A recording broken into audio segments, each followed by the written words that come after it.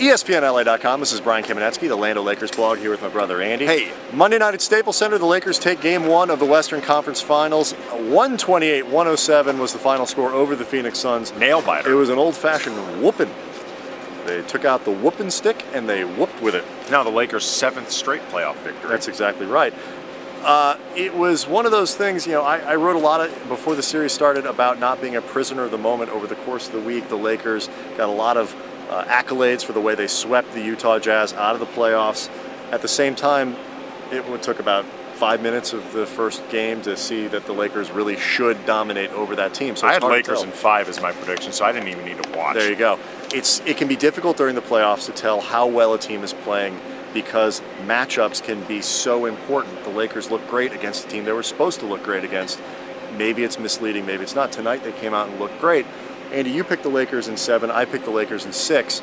Obviously, we were both expecting a long and drawn-out series. Did you see anything tonight that made you change fundamentally what you think about the Lakers versus the Suns? Not necessarily, because I did think, and I think you did as well, that both of these teams were capable of blowing out the other one at least once during the series, maybe even twice. Lakers took care of their blowout tonight. Right, exactly. Yeah. Early bird gets the worm, and I guess the Suns are the Rolling Stone. Stone. Yeah, the worm.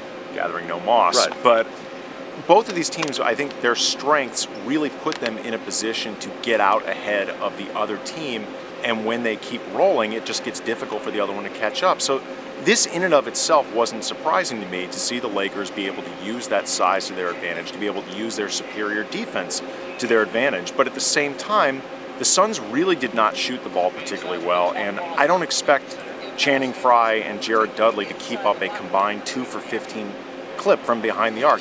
And the Lakers even said afterwards, Phil Jackson, Kobe Bryant, that it wasn't necessarily anything they were doing on defense. They actually just thought Phoenix missed some looks that they're going to end up hitting as the series go on. So I do expect some of the games at least to get closer than this one. Yeah, it's the one thing that doesn't change for me, and I think is very important, is the Suns.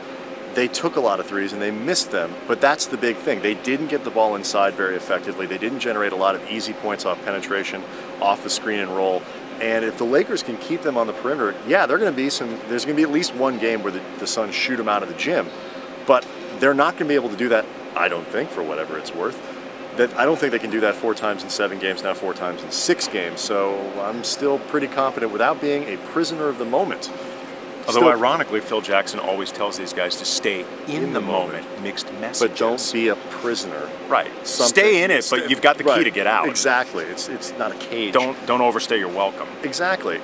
I think the series, though, you know, beyond just the score, looks solid for the Lakers. Doesn't change anything in my mind. Yeah, I would say 128, hard to feel 107. pessimistic that's coming off a game like tonight.